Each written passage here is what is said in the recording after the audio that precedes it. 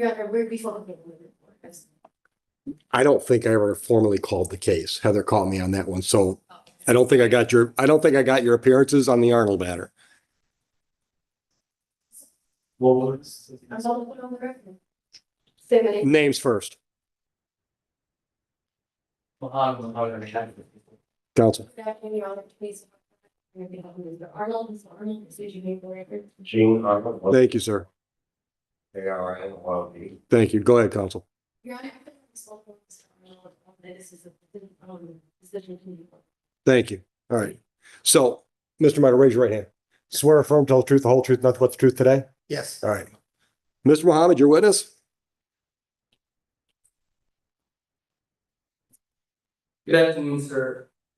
I'm going to take you back to the day of October 19th, 2024. Were you at or near the location of 45270 Sunrise Lane? Yes, that's my residence. I was in bed. Is that located in the township of Van Buren, County of Wayne? Yes, it is. Okay. Something occurred on that day at that location that brings you into court today? Yes. Okay, how did that happen? All right, I working at my daughter's house and my truck was parked in the driveway with the trailer on it. I went out to go to her house and it's in 2021 F-150 Super Crew and the back part driver's window was broken and somebody had gotten into my vehicle and rummaged through my belongings. I was missing cash. Okay, and what were you missing from that vehicle? All right, I own some apartments and I have a coin laundry and I had in excess of $200 in mostly quarters in the truck, and that's what was taken. Okay. And upon learning this, upon learning someone broke into your car, I called 911. I think I was directed to Van Buren Police and they told me they were really busy and they'd be there within an hour. okay. And can you describe the damage that was sustained by your vehicle? All right, so the driver's passenger door, it's a Super Crew truck. It has rear doors. The rear window was shattered and all the glass everywhere. The driver's window had a big chip in it, like it was tried to, hit with something and tried to be broken, and it did not break, but the window was compromised. I had to have that replaced also. Okay. And upon learning that, what did you do? After you learned that somebody had damaged your vehicle or my apologies, strike that. I believe you already answered that question. No further questions. Or one last question, my apologies. Did you give anybody permission? I know it's a pretty obvious answer, but I have to make sure it's clear for the record. Did you give anybody permission to break into your vehicle or to remove anything from your vehicle? Absolutely not. And I think there was also some damage. Looks like it crawled or whatever. They went through the window and scratched it. Coming on, crawling through the window. Okay, thank you for your testimony. Counsel, your witness if you want to cross. Good afternoon, what was your name, the hospital that I asked you at the beginning? William Maida, M-I-D-A. Maida, Mr. Maida? If at any point in time my question is confusing to you, please let me know and I'll try my best to refer you, okay? Yeah, I'm a little hard of hearing, but not. Better? Yeah. I'll slow down too. And then if at any point in time a question is confusing, let me know and I'll rephrase you, All right, okay? thank you. Sorry. A little too close. I'll try to be loud. So I want to make one thing very clear. At no point in time did you see anybody break into your car. No, You don't know if it was one person or more than one person. not no. You can't even describe if that person is a male or female. Tall or short. You saw your car the last time you parked it in your daughter's driveway, correct? The last time you saw your car was when you parked it in the driveway. That's correct. That's correct. And the next time, and when you parked it before you walked into the home, there was something wrong with your vehicle, correct? Yeah. Nothing, no windows were shattered, nothing was taken, correct? Correct. It was after some point in time. You. And you were in your daughter's house for some point for a significant amount of time. Pardon me? How long were you in your daughter's house for? In my residence, probably I don't know, 8 o'clock that night until it was close, it was like 8 o'clock in the morning when I went home. So you didn't, so this happened overnight, Yes, you don't know exactly what time? No. And the way that you found out that your car was broken into was, like you said, when you went to go to your car in the morning and tell us damage. right.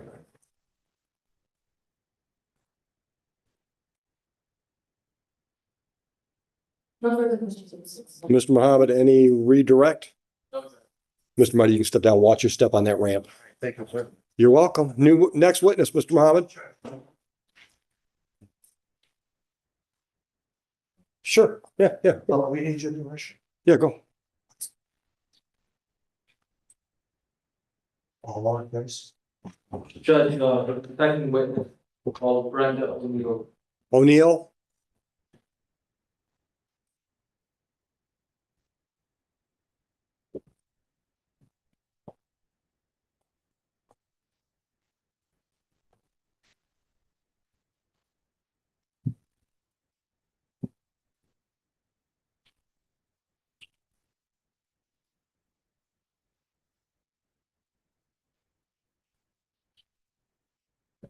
Ma'am, all the way up front.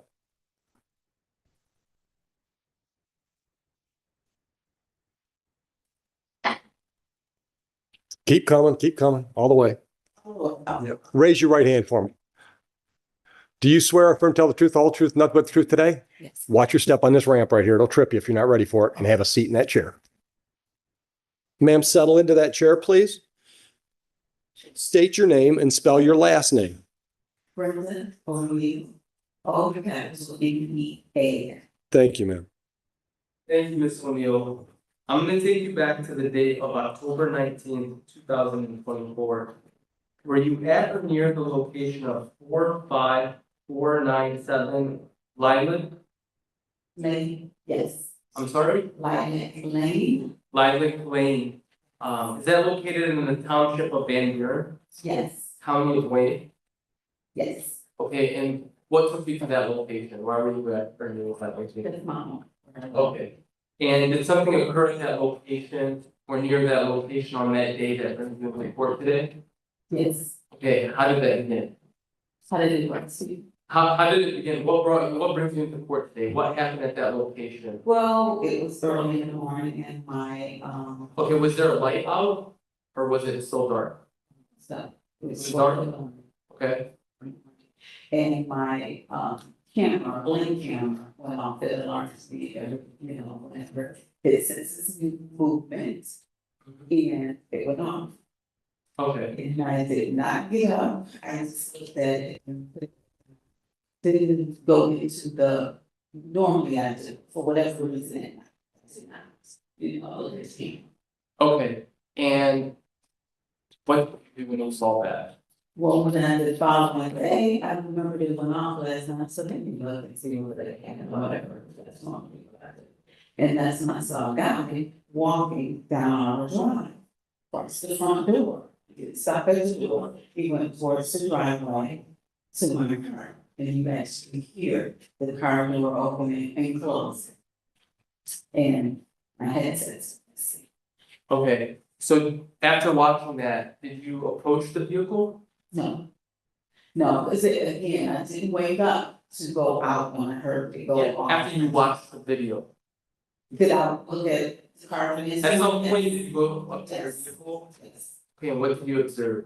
That nothing was missing but my headphones. Okay, what kind of headphones were they? They are called open moves. And they're about $150 for the magnetic ones that goes in the outside. Okay, to the post. And was anything else missing? Apple. Okay, did you give anybody permission to take those headphones from your vehicle? No.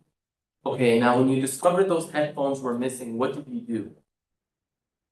She said my headphones was gone. I get in the car, I was thinking about my headphones. And I told him, I said, that's what that's about.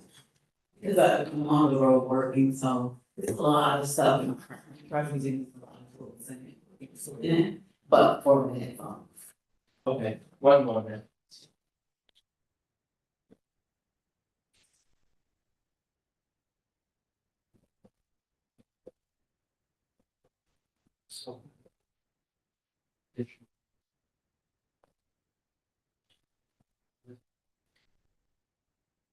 Got the jail trying to get in here? Sorry? Jail trying to get in here? I told them. We were done, was it was and then I came to the phone.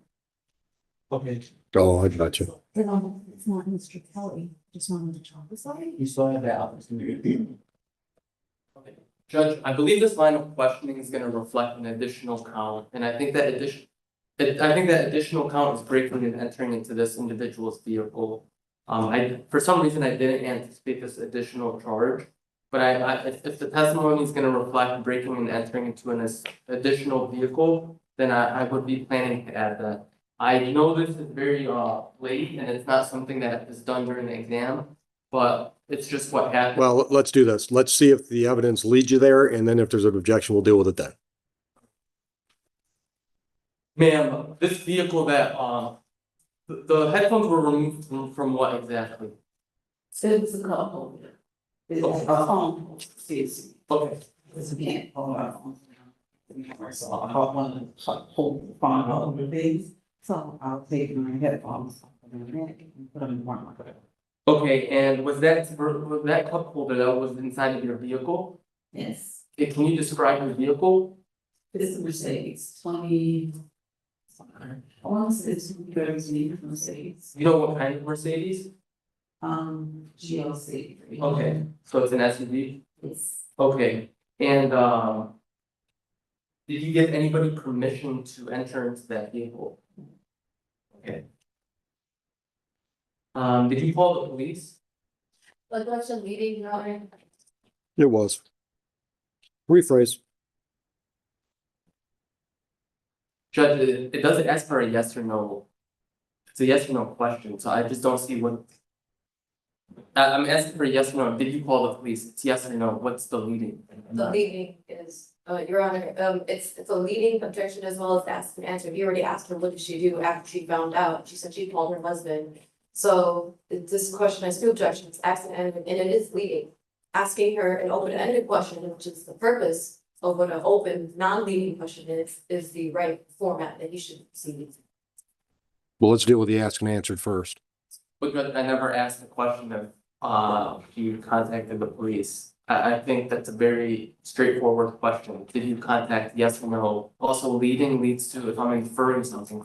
I'm not inferring that she called the police. She very well, she may say no. I don't know. That's why I asked the question. I think it's a very fair question to ask, but I'll respect towards. Ms. Frage, any other response? Well, the asked and answered is regarding a follow-up to what she did after she realized her headphones were gone. So my objection was still that he asked this question. She provided the answer of, I called my husband. Except there's lots of things. In what time frame? What did you do in the first 30 seconds? What did you do in the first 30 hours? Yeah, I'll allow it. Go ahead. Ma'am, did you contact the police? actually, I did not contact the police because we actually saw. Because what? We actually went to the police, our neighborhood is very small-ish, and upon me going out to check and be on the phone with my husband, the cops were right up there, so that's when we went approached. Okay, and what did you do when you approached the officer? We, to discuss of course, and I explained to him what happened on my camera, my camera, and he said, can I see it? And then I showed him what said anything missing, and I told him what was missing, he took the information down and all, and he gave me some insight about what was going on, and that they had been on their quality date, so, we went to phone, so it's, that. Okay, and at some point, did you get your headphones back? The police officer did ask me that I want back. Cause he showed me pictures and said, I'm put your evidence here. And he said, can I show you a picture? And I used your headphones. And I was like, oh, yeah. And Okay, so the police got the headphones and provided them to you? yes, they got me out there. Well, I'm happy to hear that you got yourself back. All right, no further questions. Counsel, Cross. Good afternoon, Ms. O'Neill. If at any point in time my question is confusing, please let me know, I'll show my history very soon, okay? So I want to start with kind of where you left off. You spoke with officers, correct? Yes, And you said that you showed them the recount footage? yes. And was that something that you sent to officers? After you requested it, yes. So that's for camera footage. The next meeting, immediately, he sent it. Okay. How many videos? Just the one? Now I want to go back in time to the point in which you received a blink camera notification. I think we're all guilty of getting that ringing down, right? At some point in time, not checking it right away. Yeah, but it's, you know, normally I take mine. But that's what happened that day, right? So when you received that notification, you didn't get off of bed and go outside. You didn't try to go see if anything happened to your car. No, I wouldn't want to something. You didn't look out the window to see what was going on. My phone was totally in the house, it just, it was, it's a little, honestly, now, so I'm even going out, unprepared or gone. So there's no way that you can even have a visual of what's going on. You would have to get out of your room and go to a different part of your house. Yes. That makes sense. So you don't know. And even after reviewing, you had an opportunity to review that camera, the ring camera footage, Right, right? this morning, and said, yes. And according to that video, you can't see a face, correct? No, I did not see this. You can, it's the video was in black and white.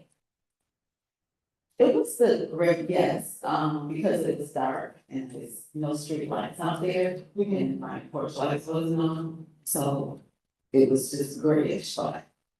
So you couldn't see anybody's face, correct? No. You can't tell if that person was a male or a female, correct? No, yeah. Something on the cover and you really could see big color. Yeah. And what you're I don't know if it's a female, it was dark, I just thought I couldn't see the face, it's not. So seeing anything would have been very troublesome. And it was very troublesome to see any kind of identity. Yeah, you see him walk across my front door, so, yes. So, your camera picks up audio, correct? Yes, it does. There is, you didn't hear nobody saying anything. Nobody yelling anything. Where was your car parked? In the driveway. Do you typically lock it or was it unlocked? It's unlocked. It was unlocked, I think. Is that something that you typically do? I'm gonna pretty safe, you know, it's. You know, it's from second neighborhood. You're from both. I don't know.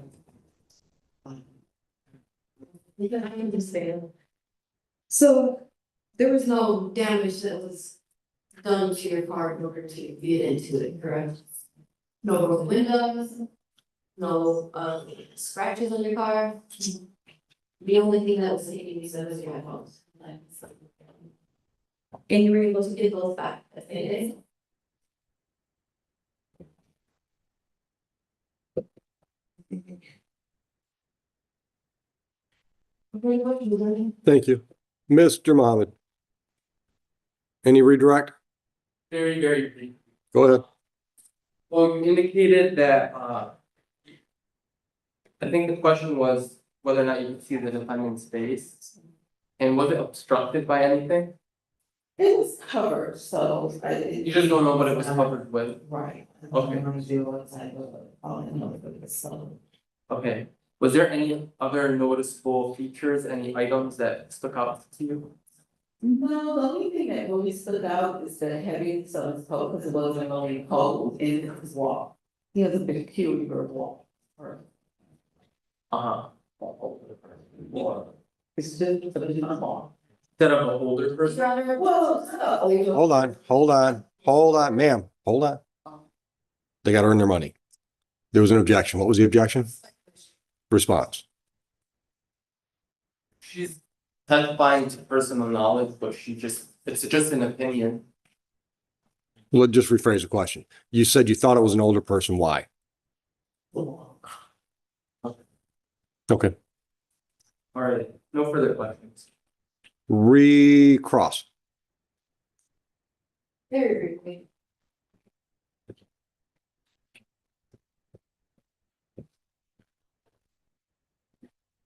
So the only thing you could notice was the person's walk. Involving. Yeah, And I'm very sensitive. It's not so. People want, I mean, but like you said, there was a heavy coat, right? So you can't really tell the make and build of that person, No. correct?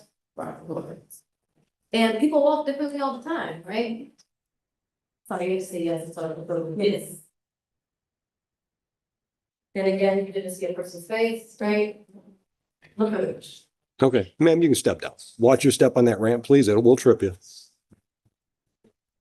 Thank you for your time. Next up, Mr. Mohammed. People call Mr. Andrew Peterson. Thanks, Ken. What is the, with my client.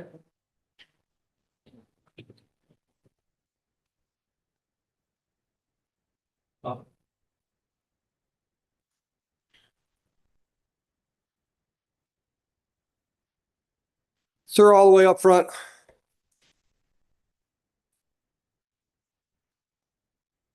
Watch your step on the incline ramp over here and raise your right hand. Swear or affirm to tell the truth, the whole truth, nothing but the truth today. Settle in. After you settle in, state your name, spell your last. Andrew Peterson, Peterson. Thank you, sir. Good afternoon, Mr. Peterson. I'm gonna take you back to the date of October 19th, 2024. Were you at the location of 11856 Harbor Lane? Yes, sir. Is that located in the township of Van Buren, county of Wayne? Sir. Did something happen on that day or near that time frame that brings you into court today? I had received motion on my camera on my driveway early that morning and looked at it, noticed a person walking near my cars. And then they continued on to my neighbor's house. Okay, and what do you recall seeing? Looked like a large person, big oversized coat, had a crossbody bag on, walked past my daughter's car, observed in, appeared to potentially try to handle, walk around behind the car and continue over in front of my neighbor's house. Okay, do you ever get to observe the individual's face? I did not have a mask on. He had a what on? Mask. Okay. I'm gonna turn your attention to the screen. Do you recognize that? Yes, that's How do you recognize it? it's my driveway camera in my dog's car. Okay. Well, what's the purpose of, I just want all the issues. no, you didn't tell me what's supposed to, so what are you trying to do with this? If you have any evidence. Okay, we're gonna play a short portion of it. Starting at 0 seconds. It's a 14-second clip. Now, does this video appear to be a fair and accurate depiction of what you saw on that day? Yes, And is that your driveway? that is my drive. And that's your ring cam? Yes, sir. And that's for that date of October 19th? That's correct. Okay. Your Honor, I'd like to introduce into evidence People's Exhibit number 1, which is this video, 14 seconds, that captures an individual at the defendant's, or at the victim's, or the witness's residence of 11856 Harbor Lane into evidence. Ms. Frosch, let her come in. Thank you. And Judge, I would like to replay the video and publish it to the court again. Go ahead.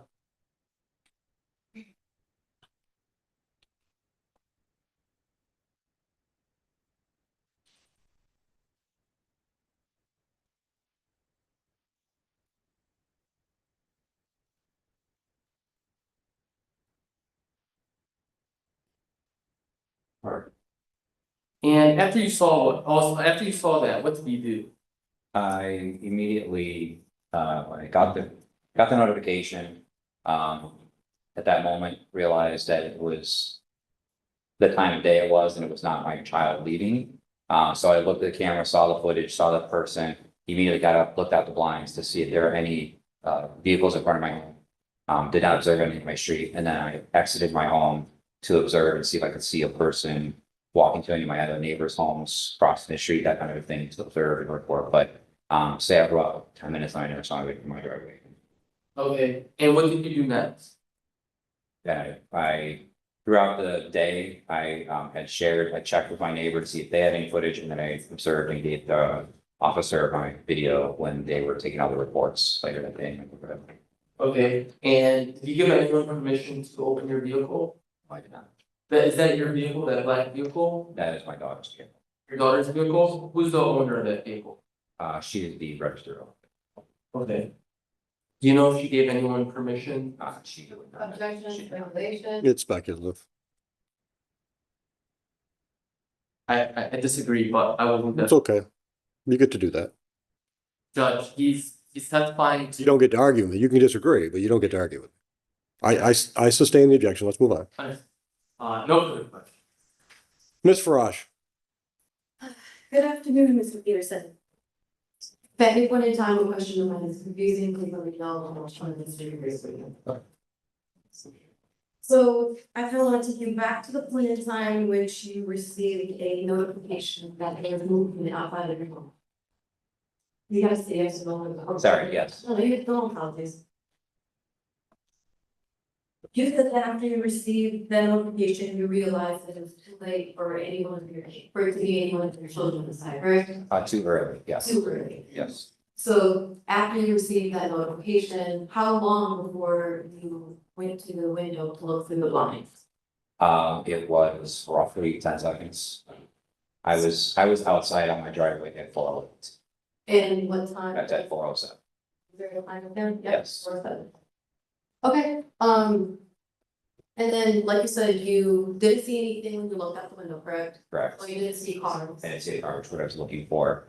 I could already see, this was already clipped, and so I had already seen the full footage that you're seeing today. I saw the person had moved past, and I knew they would not be going past my house to opposite direction. Because you received the notification and you immediately went outside, basically. Yes, ma'am, So once you went outside, you didn't see anything else? correct. You didn't come into contact with the person seeing the camera here? I did not. You can't, can you guys rewind it back to the 0 seconds for me, please? People's living number one.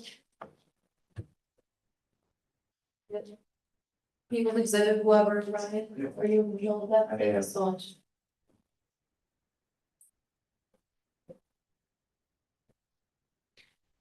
Thank you, Ryan. You don't have to play, you can just be right there. You can see that person's face. I cannot see a person's face. You don't know if this was, person is a male or female, correct? That is correct. You don't know if this person has long hair, short hair. That would also be correct. You can't tell what eyeball this person has. Do they have facial hair? I know these are gonna be exhaustive questions, I apologize, but to make the point that you don't know who this person is at all, correct? The only thing I know about this person is they are on my driveway in my car at the time they should not be there. That's You all. don't know. This person. I do not know that person. And, did this video pick up audio as well? I don't know. It would have been in the clip if it did, so Typically, when you receive typically notification, they do, yes. and you don't remember hearing the audio was I associated. don't recall any of So you never had a chance to speak with this person or come in contact with them, correct? No, correct. And it wasn't your car that was broken into? That car was not broken into. That car was walked by. Walk by, correct? And attempted out of the door, that is not my car, it was my daughter's car. So basically, your contribution is making sure that the police had this video. That's correct. Did you call the police at any point in time?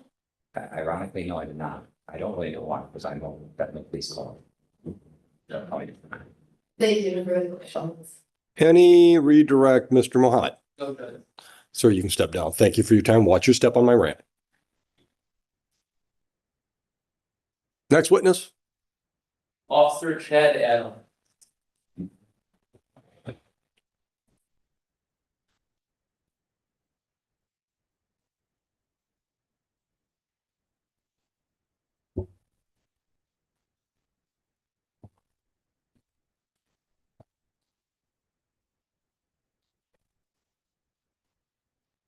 Officer, all the way up front, please.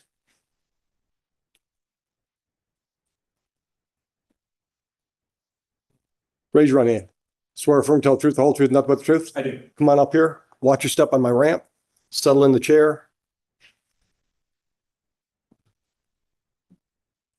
When you're ready, Mr. Marlin. Thank you.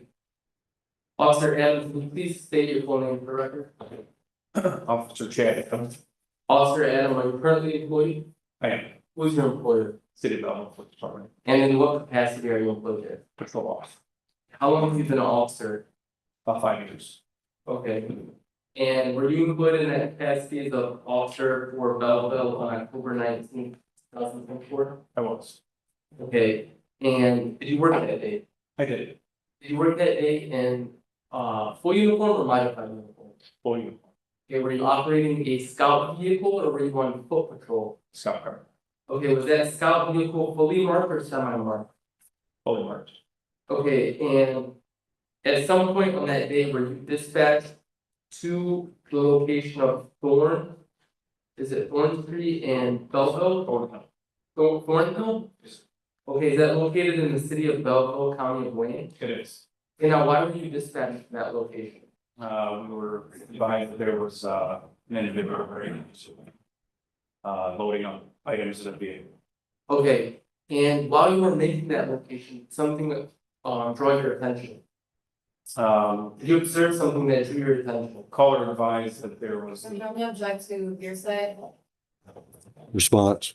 Well, Judge, if it's being offered for the truth of the matter, then yes. But I guess I would just like to dive into just more what the purpose, what that call had, what effect it had on the officer. So can I just follow up with additional questions? I'll rephrase my question. Rephrase the question. Oh, He's going to rephrase the question, counsel, so that takes the objection off the table. You want to object to the next question, we can do that. Rephrase the question. did you initiate any stops? Officer Adams, stop there. The objection was leading. Correct, it is. I'll rephrase. Go ahead. Did something draw your attention while you were on the way to that dispatch location? yes, a vehicle matching the description of the caller gave. Okay, and so based off that description, is that why did you initiate a traffic stop after you observed that vehicle? I did. And was that stop based off of what you learned from that caller? It was. I think that plays the perfect definition of an effect on the listener. The reason for the stop is based off of what he received in that call, so I think it's not being offered for the truth of the matter asserted, but the reason why the officer performed his next action, which was to pull over the vehicle, and I think that that's what the statement goes towards. It's an effect on the listener. Go ahead, Ms. Frosch.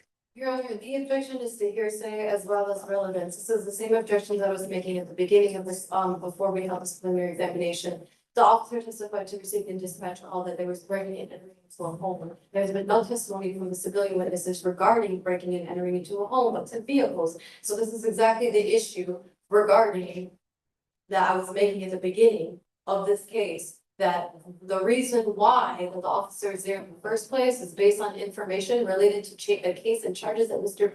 Arnold is not currently up against and in this courtroom at this point in time. So my objection to relevance, my objection to hearsay still stands. He's not talking about that it was contemporaneous. He was at the station when he received the call and then he left. So this is not, the officer's testimony is not indicative of the fact that he received dispatch and then happened to see the call right away. He received a dispatch notification, was dispatched to the location, and then acted outside of that contemporaneous element that is required by effective listener.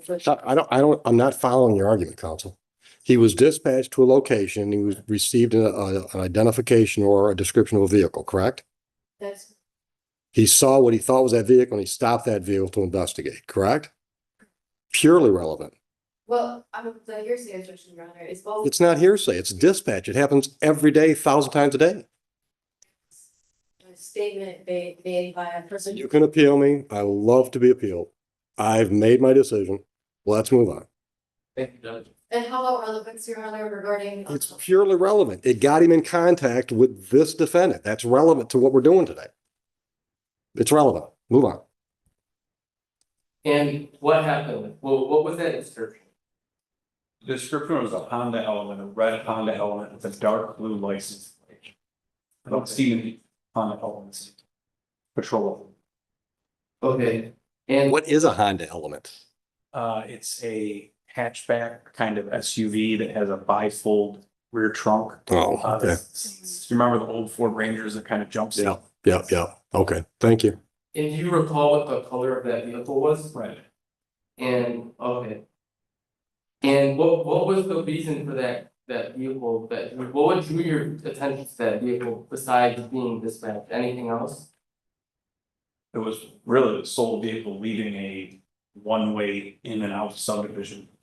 Okay, and you pull over that vehicle, I did okay, how did you initiate a stop? overhead lights. Okay, did you use sirens? No. Okay, and did that vehicle pull over? It did. Okay, and which side did you approach? I approached driver's side. Okay, and how many individuals did you observe in the vehicle? Just And this one, one, okay, where was that individual seated? driver's seat. Okay, the individual seated in the driver's seat, do you see him in the courtroom? I did. Can you please point to that individual and point out an article of clothing? He's behind you with the red shirt and tie. Noted. And did you make contact with that individual? I did. Okay, and how did that begin? When I approached the vehicle, he was just holding his ID out the window. I asked what he was doing in the area. He said driving around. Okay, and what did you do next? I looked into the rear cargo area of the car and observed a yellow generator. Okay, and what did you do next? I asked him about the generator and he stated. Your Honor, relevant to Denied. I asked him about the generator and he stated he found it by the sidewalk. Okay, and what did you do next? I requested he step out. Why did you do that? The dispatch had advised that the actual victim in this case was missing a generator. He described it as the yellow generator, yellow and black generator. Okay, and is that the same generator that you observed? It is. Okay, now what did you do next after you stepped out of the vehicle? I detained him, Okay, and then did what? placed him in the rear of my patrol vehicle and read him Miranda. Well, okay, why did you do that? Because I believe that he was the suspect in this home invasion. Okay, and what happened next? He refused to speak to me, only asking what county he's in. When I advised it was Wayne County, he said, I'm good. Okay, and did you conduct a search of the vehicle? Okay, what else did you observe or recover?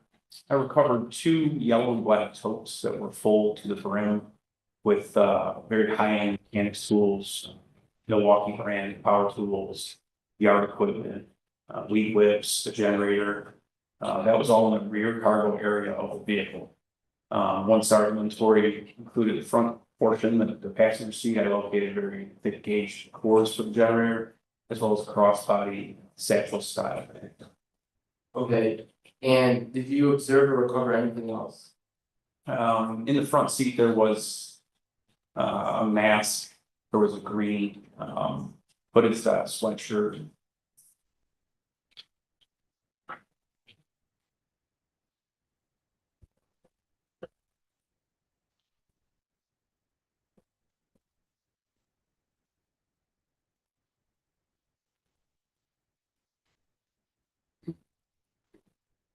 One.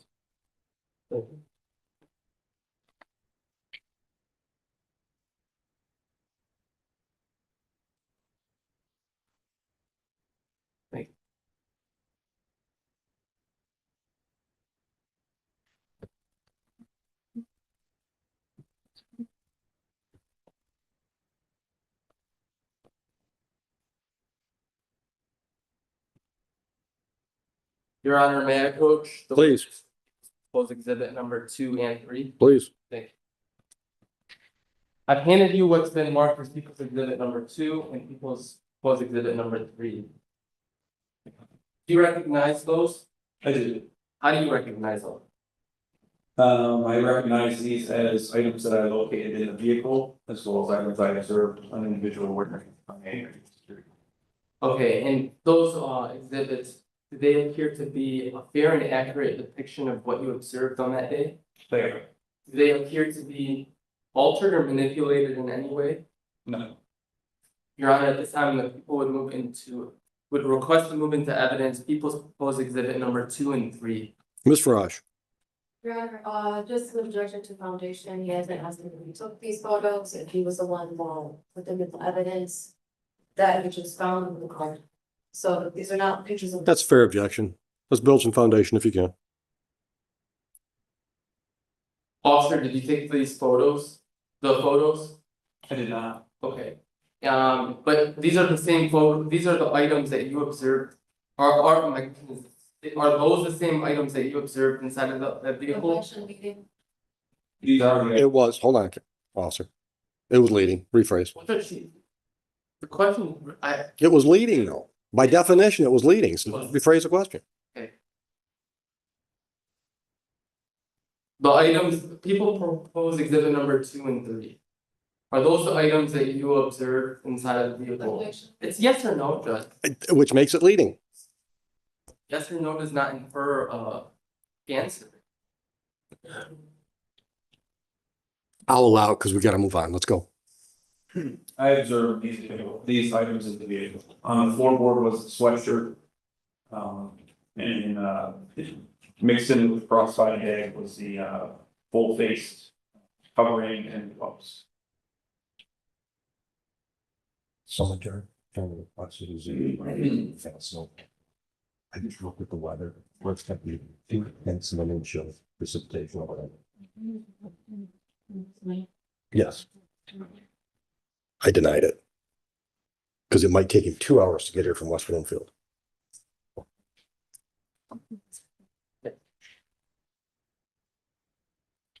Thank you.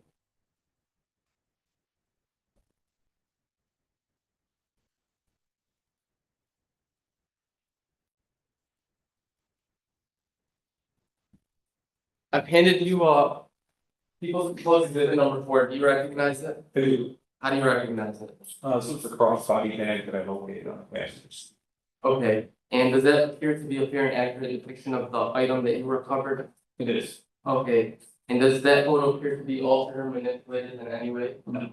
Judge, I believe enough foundation has been laid. This officer indicated clearly that these are the items that he's observed at the scene. I'm assuming with his own 2 eyes, and I believe enough foundation has been laid to introduce some evidence. Ms. Faraj, Objection to the lack of foundation, you just looking at pictures saying that I've seen these before was not describing the fact that there's no chain of custody that's been established. There's none of them. Like, I don't know at what point in time, there's no timestamp on those photos, these photos are not taken on the scene. On the actual passenger seat, it says I have a body cam that corroborates the story, so Your Honor, there's no proper foundation. do you have any idea where the photos came from? I do not.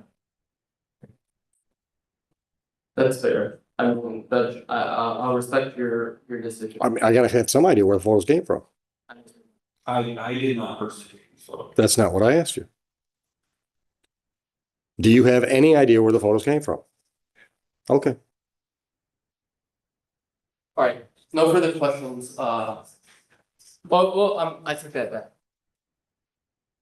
Besides, so did you observe the crossbody bag at that scene? I did. Objection meeting. And he did. He answered it.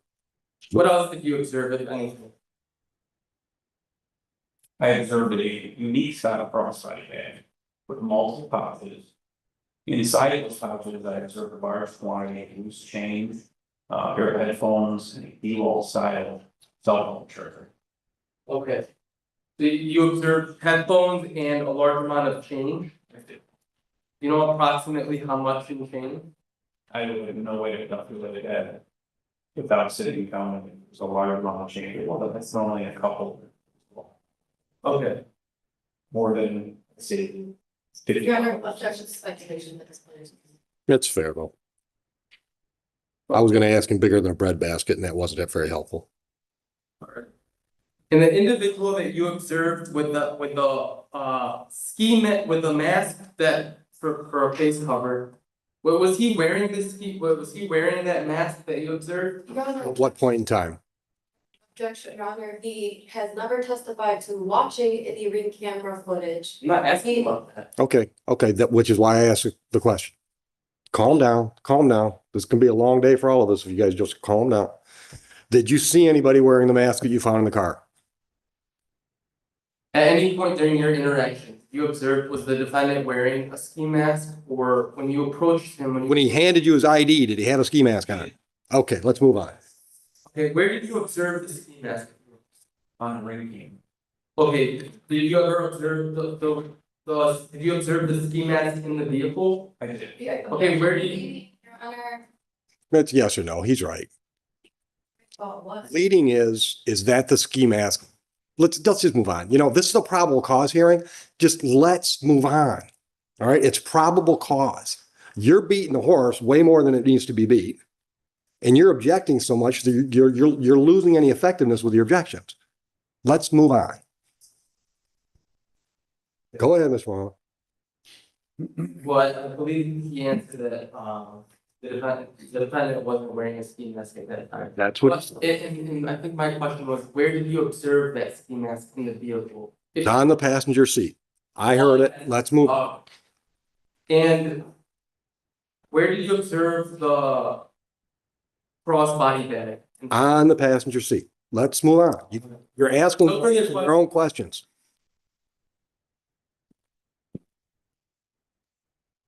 Good afternoon, officer or detectives? Officer Adam, no, us. No, I apologize. If at any point in time, the question is confusing, please let me know, I'll try to go straight for you, okay? Okay. I want to start with the fact that before you responded to the scene, everything you knew about the dispatch was based on what somebody else told you, correct? That's generally how radio affairs. That's the answer to my question. Yes. So you were at the police station at the beginning when you received the call? I was, it was the end of the question. So you were on patrol in that neighborhood already when you received the dispatch, correct? You yourself were driving in the neighborhood and you saw somebody that, or something that looked suspicious and you stopped the car, or you stopped the person and spoke with them, right? Correct. So I want to talk about the point in time. So when you received the dispatch, was it just a dispatch of the allegation that somebody called in, or was there any description that was also released?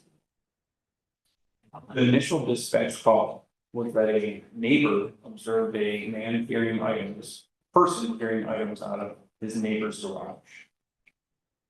He was still on the phone with dispatch, and dispatch advised that they observed him loading items into a vehicle and then the vehicle to caller gave a description on that woman, dark blue license. Okay. So you eventually make the scene, correct? We were en route to the scene when we observed the vehicle in question. Hey, were you by yourself in the squad car, or were you? That's the part. With a partner? What was your partner's name? Corporal Matthew Bailey. And when you enter the neighborhood, you say that you see one of the only other car that's leaving, is it a cul-de-sac kind of neighborhood or? So it's a very long, straight road, with multiple cul-de-sacs on it. There's only one way in and one way out. Okay, and then at that point in time you saw a car, Coming towards. and that's when you were actually driving in the other direction, the opposite direction, correct? And then you kind of did a little U-turn and turned on your lights. Correct. I quickly turned around, actually the lights. And once you turned on your lights, you didn't turn on the side stuff, right? I did not. But that person stopped their car, right? It is. They didn't continue driving away from right? And then once you approached the car, they your testimony that he had his license and was taking it out the window, right? And that person, when you made contact with them, they weren't wearing a mask, correct? Correct. You can see their face. He was wearing a sweater, I believe. It was like a Wearing, I believe it was more like a plaid shirt at that point. a plaid shirt. And at some point in time, you say that you looked into the rear of the car and you saw what you You said it'd be a generator, right? Correct. And that's because the call that you got was for a home invasion, right? Correct.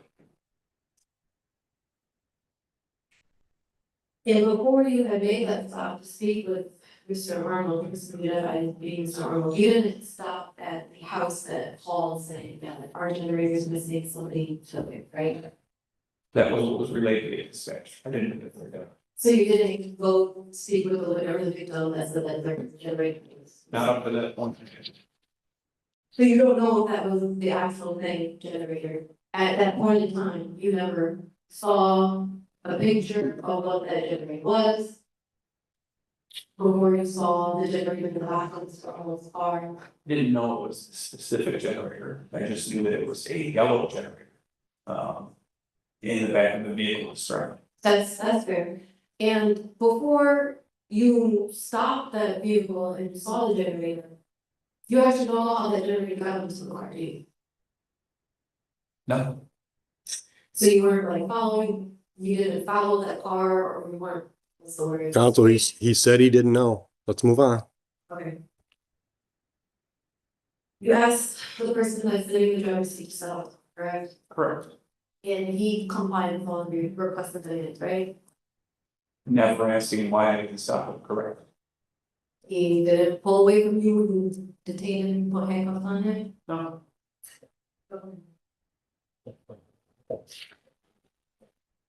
And before making that arrest, you did not get a chance to watch the every camera footage, did you?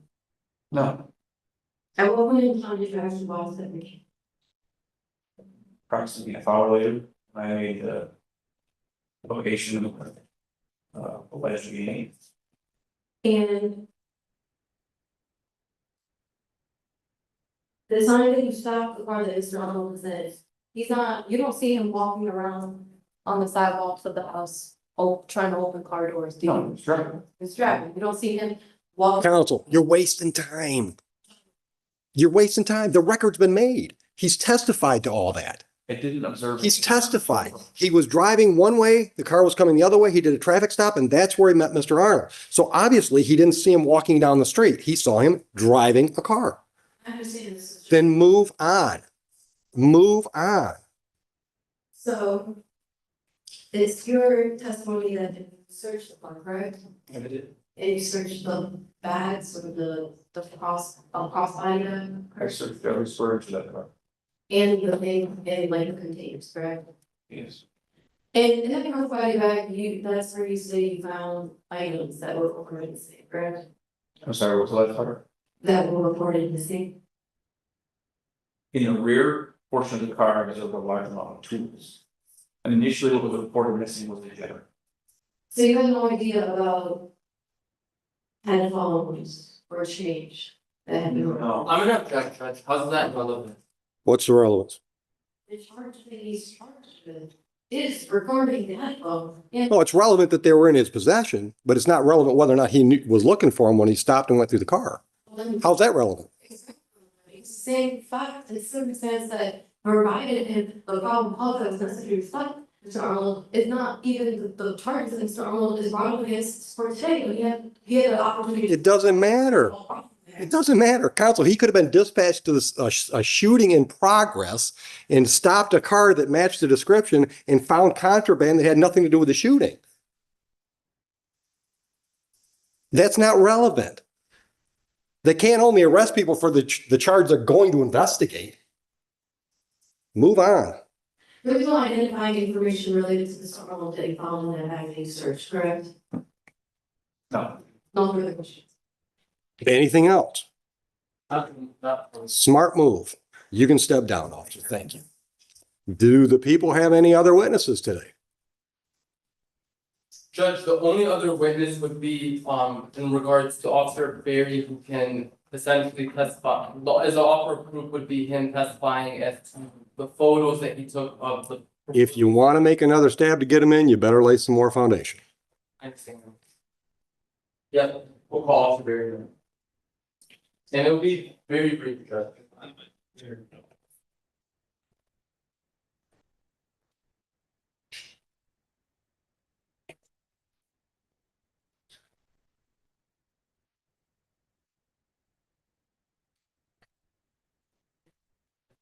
Officer, come on up.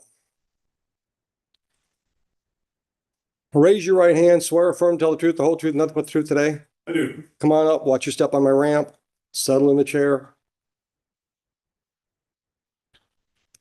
Proceed, Mr. Mohammed. Officer Barry, can you just state your full name for the record? Yeah, Ryan Berry. Officer Barry, are you currently employed?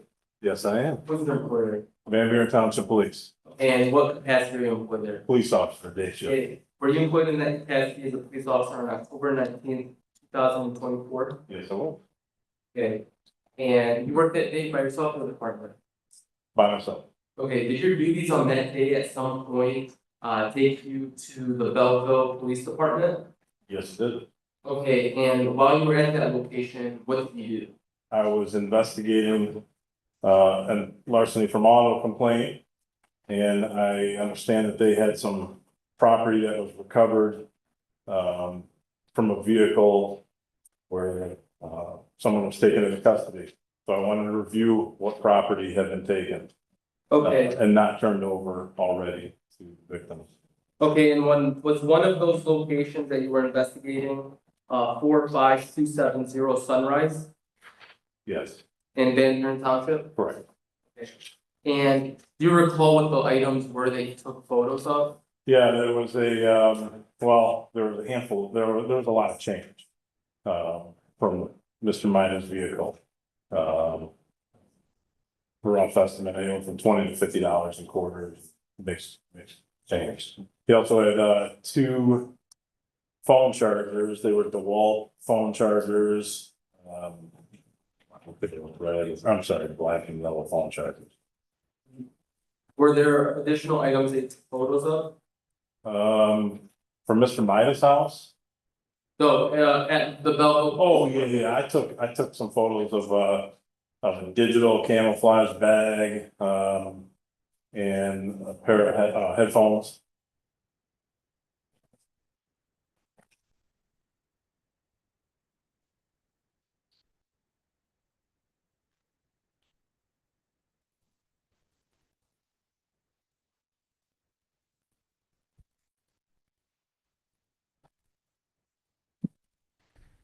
Thank you.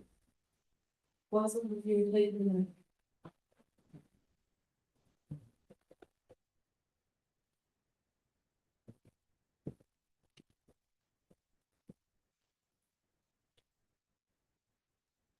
I've handed you what's been marked as People's Proposed Exhibit number 2, 3, 4, and 5.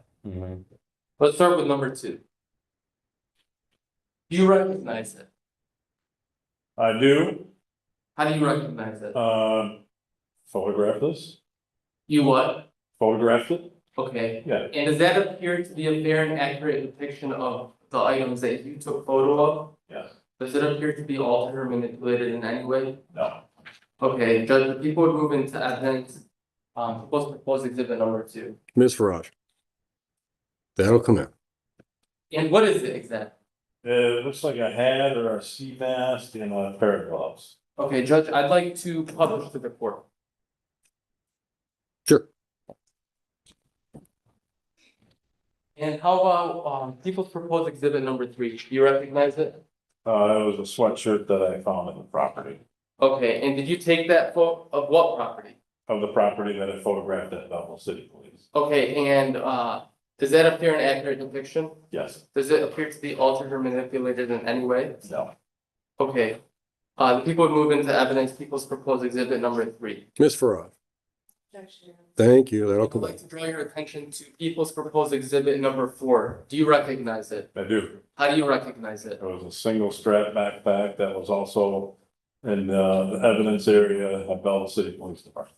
Okay, and is that a photo that you took? Yes, Does it appear to be altered or manipulated in any way? no, Is it a fair and accurate representation of the bag that you took photo of? yes, Okay. Judge, people would move into evidence, People's Proposed Exhibit number 4. Ms. Farage. Objection. That'll come in. And then the last one, sir, I'd like to draw your attention to People's Proposed Exhibit number 5. Do you recognize it? I do. And how do you recognize it? I took this photograph at Bella City Police Department. And what is it? Pair of headphones, nail clipper, looks like a marijuana grinders. Okay, and does that photo appear to be a fair and accurate depiction of the photo you took? Yes, Okay, does it appear to be altered or manipulated in any way? no. Okay, Judge, the people would move into evidence, people's proposed exhibit number 5. Ms. Farage. Thank you. I request the public. You're welcome. So for the Counsel, cross.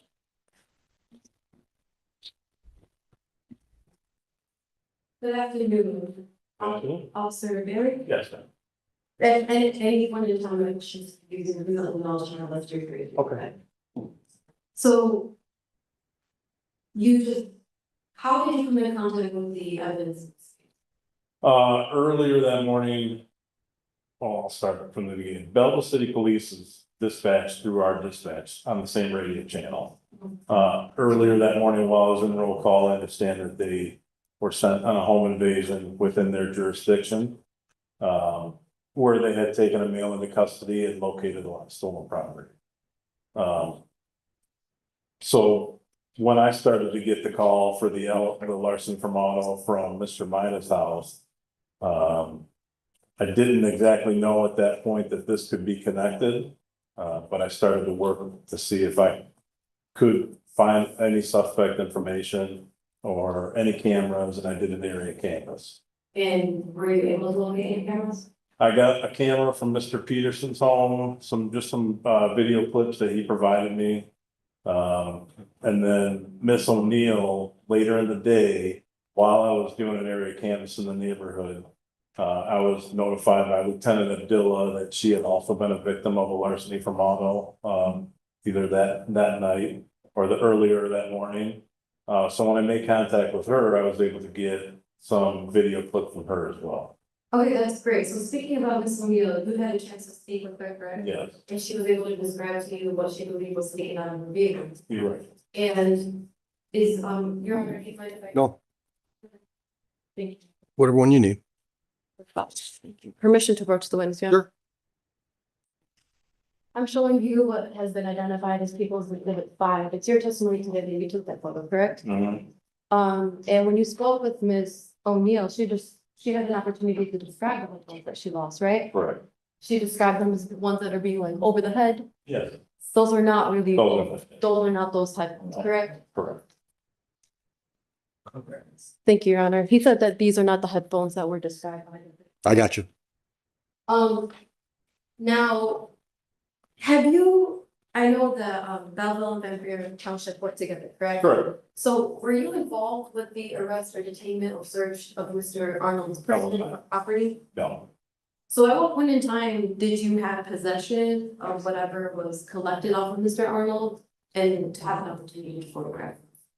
I'm sorry, say it again. When I had possession of it? Yeah, so those photos weren't taken on the scene, were they? No, that was at the Belleville City Police Department. Okay, Yeah. so did like all the evidence come in like a box and you just kind of like put them on? No, they- Belleville City Police stores all their property, in their Sally Port, in a gated area in Sally Port. Thinking that this may be connected down the road, or if I were able to get some additional, victims, I went to their station and photographed that in the station. Okay, so before you had, did the photographs, did you have the opportunity to review any of the camera footage associated with any of the break-ins in the area? I saw, no, I did not, no video camera. So is all you know, so you're just looking for those of the Yeah, whole time? As part of my investigation. Mr. Mohammed, any further questions for this officer? So can I see those exhibits?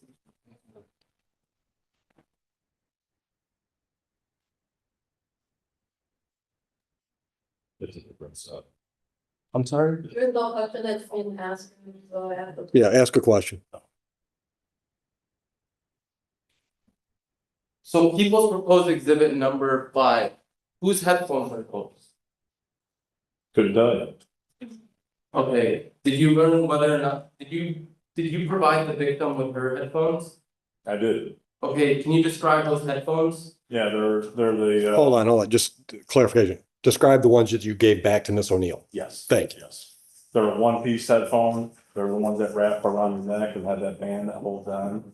And then the headphones go in your ear, like for people who are working out, not the ear butt type headphones. Okay, did you take a photo of those headphones? Yes.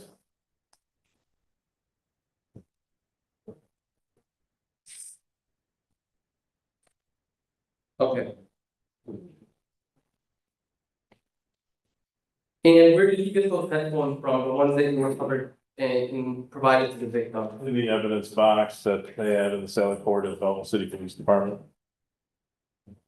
Okay. And did you provide those photos, what did you do with those photos that you took a photo I of? uploaded those to the evidence server along with my case report. Understood. It's not really here, it's not, fine. And where, you got this from Belleville Police Department, Yes, in relation to this case? yes, from the property from the person that Belleville Police had us on. Understood. Yes. And no further question. Ms. Farage. Based on that, right. Okay, thank you. Officer Barry, you can step down. Thank you. So I got it. I've been thinking about it. What's that? Alcona County, were you hunting a swamp? What's that? Were you hunting a swamp? It had to be. Judge, no further witnesses. Thank you. All right, Ms. Farage, any witnesses or are we ready for argument? No one is on behalf of the. I'm ready for argument. Move for a bind over, whether or not that photo number 5 doesn't change anything. The fact of the matter is the officer indicated that he recovered headphones and provided them to the witness, and she indicated, clearly details of what those headphones were. So I just want to get ahead of that. I understand there must have been other headphones that were recovered. And it's just, those are introduced into evidence is what we have. I'm gonna reserve my argument. That's fine. Just wanted to get ahead of that. Ms. Farage.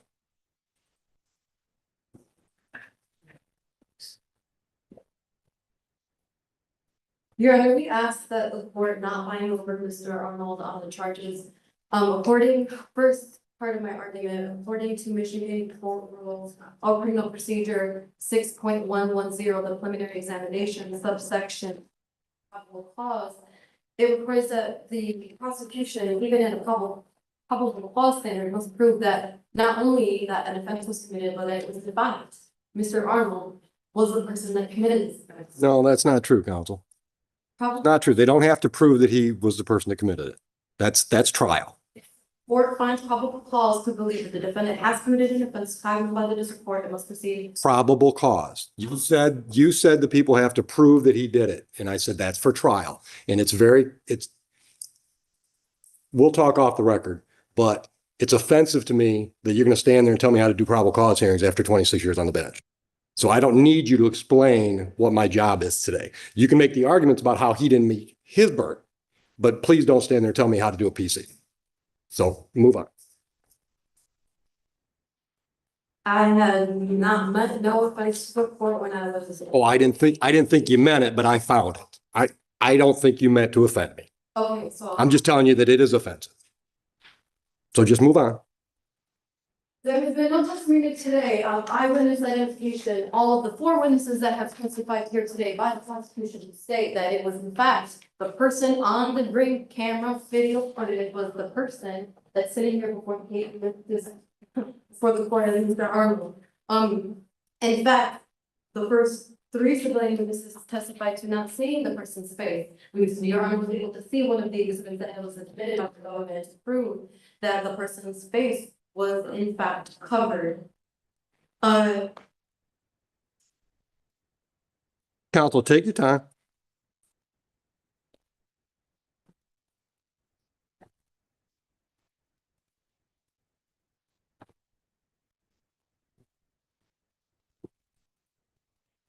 Moving on to the criminal jury instructions of breaking and entering.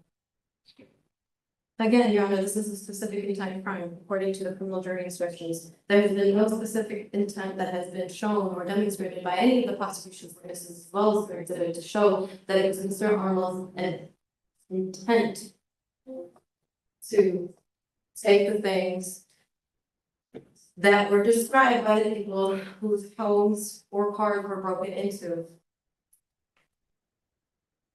Again, nobody saw his face, nobody came in contact with the person. At the time the officers made an arrest of Mr. Arnold, he was nowhere near one of the cars or the homes that were listed as the incident locations.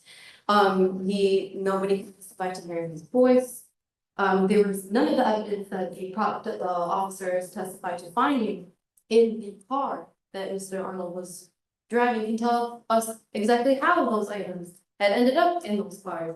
They weren't following Mr. Arnold, they weren't surveilling him, they just made a turn, stopped him. None of those things were found on Mr. Arnold's person, he was searched. There was no testimony today to suggest that Mr. Arnold was caught with ski mask on, with the jacket on, with the duffel bag across his chest as depicted by the video discovery that was introduced by the prosecution. And Your Honor, we ask the court not bind over Mr. Arnold due to the prosecution's inability of proving the identity of the person or the charged offense. Thank you, counsel. Mr. Muhammad. Judge, as this court is very well aware, all we have to show is a question of fact for the trier of fact. I believe the testimony does reflect that. We're not here arguing guilt, we're here just arguing whether or not there's a question of fact. And, you know, the defendant was pulled over and he had in his possession a mask which was referenced. Mr. Muhammad. I understand. I might have given you the impression that I fell asleep up here today, but I didn't.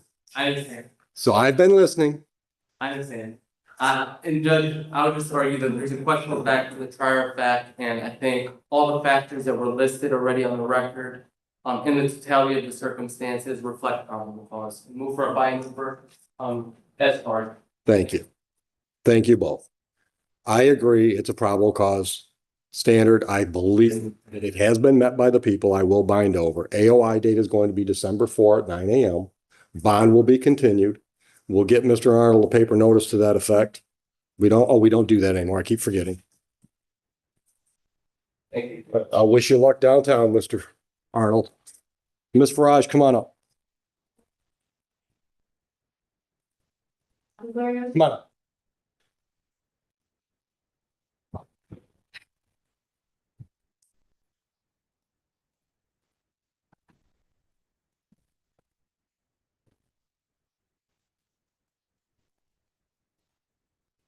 Mr. Jones, are you ready?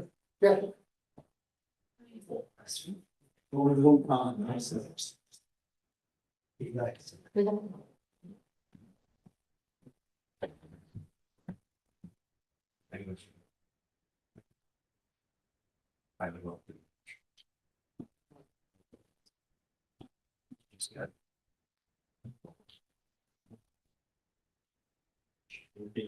You figured what?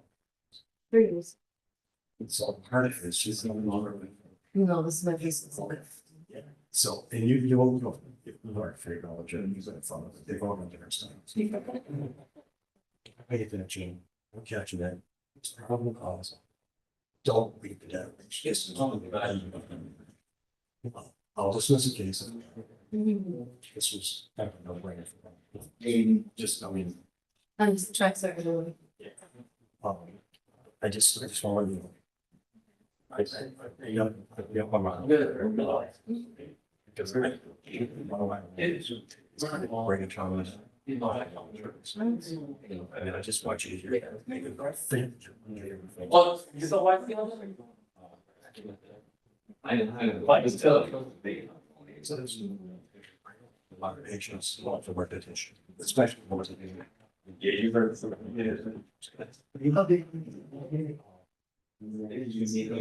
I'm not energy. No, I am.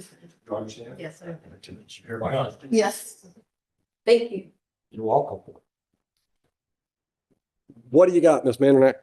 Judge, we have Randy Talis. Talis?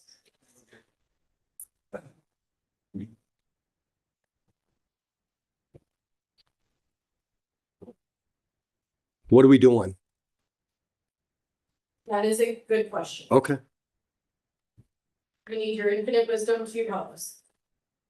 Punt. Judge, the parts is a plea. Okay. Parts? Ready as well, the defendant and the president. That's correct, Your Honor. I'll add the rest of the story later, but Okay, so hold on, let's get the file. People versus Ryan Parks appearances. Hey, good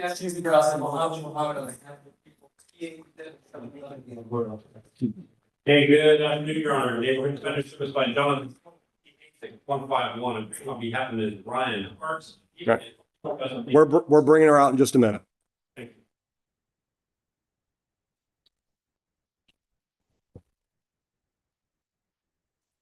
You want to wait until she's out here to say anything more? Yeah, we have. Okay. Plea and. Okay. Regarding, potential sentencing. Thank you. So this is going to be basically 3 misdemeanors instead of 3 felonies. Oh my God. Ryan, Ryan, he stepped out. Ryan, Ryan, no. I'll yell at him when he comes in here. I don't need him now, Mike. Damn young kids. So I could state Go ahead, them go ahead. poorly. All right, so what, there's a sentencing recommendation, what's going on? no, yeah, that's the question. They're giving 3 misdemeanors, attempted joyriding, to use instead of possession. Hmm. My question, so by way of background, she is currently serving 1 year in the county jail for an Oakland County fleeing and eluding and receiving concealing. Okay. Her discharge date or release date is May of 2025. My only question, this comes with a spree of other incidents related to heroin addiction. And so she's more than willing to do probation. Get to the question. Is the court able to indicate whether it would give no more than like 6 months in the county jail as part of this disposition so that it doesn't Like jail at all. Oh, okay. I'd rather have her in treatment programs. Yeah, and that's what she wants. How do we Can't get out until May. I'll see some of those. So she won't get out until May, but she can I'll get schedule program sentencing in May. in May. Okay.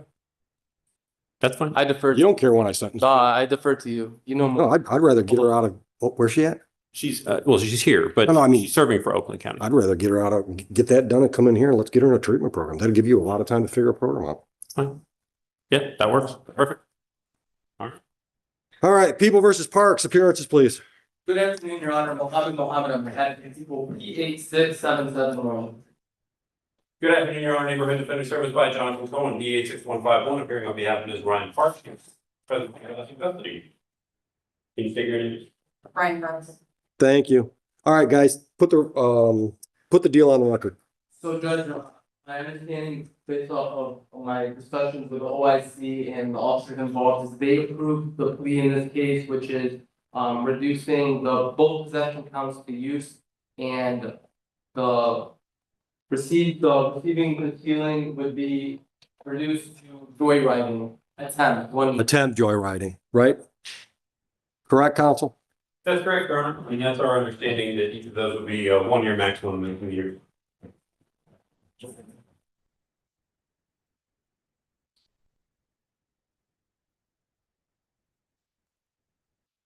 All right, Ms. Parks, do you understand your rights and options after discussing those with counsel? You understand the possible penalty for these 3 charges? Understanding all of that, are you pleading guilty freely and voluntarily today to the added charges? Counsel, would you voir dire and get me the facts I need for a November 21, 23 incident date? Yes, November 21, 2023, Ms. Parks, were you? Grab my. What do you want to know? Location? Van Buren Township. Yeah, were you located at approximately 10915 Belleville in Van Buren Township? Were you in possession of a vehicle at that time? Did that vehicle belong to you? Did you take that vehicle without authority from the owner? Yes. But did you intend to return the vehicle? Yeah. Did you also use on that date time, fentanyl? Did you also use cocaine? Gentlemen, you satisfied? So am I. I'll dismiss the original counts 1, 2, and 3. So do you have an actual out date from Oakland yet? May 5th. May 5th? Are you in any kind of a treatment program now there? And a. All right. All right, so here's what I'm going to do. I've accepted your plea on these charges. I'm just making a note in the file. We're going to sentence you after May 5. So keep in contact with him. If you get out early or something like that, Get a hold of him. He'll get you in here so I can sentence you. He's going to work on a treatment program because I want you in treatment. I don't want to put you in jail yet. I want you in treatment. All right. So in the meantime, I'll put you on a personal bond on these. So that means if they release you and you don't come in here, now you violated my bond. Understood? Or if you get into new charges after you get out of there. So raise your right hand. Do you swear or affirm and acknowledge the debt payable to the court amount of $1,000 if you screw up on bond? Counsel, is that all clear enough? It is, Judge. I was gonna ask the court to keep her on and have fun, so she'd be approving credits concurrent, but I understand the court. I don't want her to. I understand. Because if I'm going to send her to treatment, I want to hammer over your head to make sure you're going to treatment. Understood, Judge. Normally I'm pretty good about that stuff. The other thing is we've got a file here that you owe us money on from 2015. I'm closing that and giving you some Oakland County jail time credit. Just close it out. Thank you. All right. I'm giving you a lot of grace today. So seriously, if they cut you out early, get in here so we can get you into a program. All right. Good luck. Ready on Talis? Yeah. Oh, Heather. Yeah, thank you. Appearances for Talis, please. Came for the people, P8408. So these questions, I don't want to make my left. Good afternoon. Good afternoon, Mr. Talis. You can have a seat. What do we got? Judge, we have discussed this at length, and as I previously indicated, we have some preliminary matters that we need to. What are they? So, Your Honor, I guess some things, but first is that, I have requested of the people, to provide what I would call a statement that was made by the complainant, about this case. I believe it's a signed statement, it's a signed written statement, and I believe it to be potentially exculpatory and also certainly useful for impeachment. It's my understanding that the people the people as a whole are refusing to do that. So that's the first issue, right? Well, let's take them one at a time. It's kind of tied together. I am also asking the court to consider adjourning this matter because it's my understanding that either way, the people intend to proceed via hearsay, via the domestic violence hearsay rule. I did not anticipate that in any way in this case, and I would ask the court, in addition with the issue of the statement, I would ask the court to consider a brief adjournment of the matter. There are some issues that, as we move forward, I would like to address as it relates to bond, as it relates to that as well. All right. Why would you not want him to have the statement? Judge, maybe approach. Well, better question. Why would he not be entitled to the statement? Judge, maybe approach. Sure. And then we'll make a record of conversation. Oh, 1,000. Go around.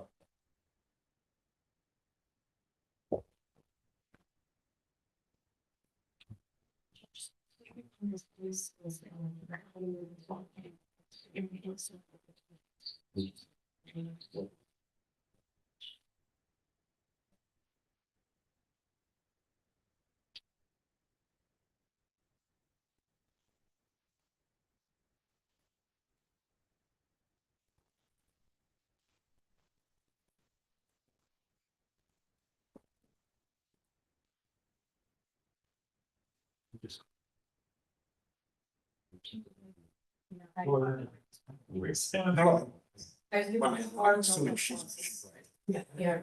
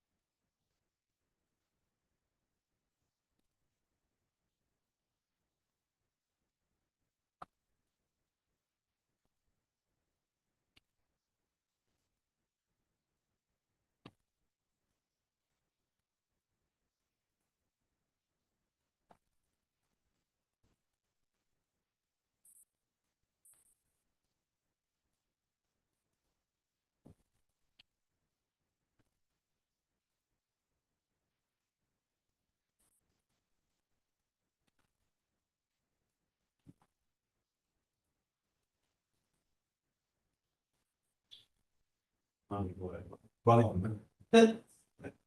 think this lady right here, she talks about the law, it just says.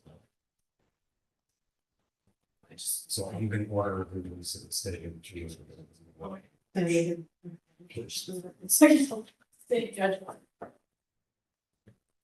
And can I request a protective order for it? Sure. Okay. Yeah. That's. All right, so we're back on the record with the Talis matter. I have reviewed the report in question. And I do believe it's something that defense should be entitled to, and I will order release to Mr. Bickert with a protective order, so it's for Mr. Bickert's eyes and Mr. Talis's eyes only. Agreed? Yes, thank you, Your Honor. Any more clarification necessary?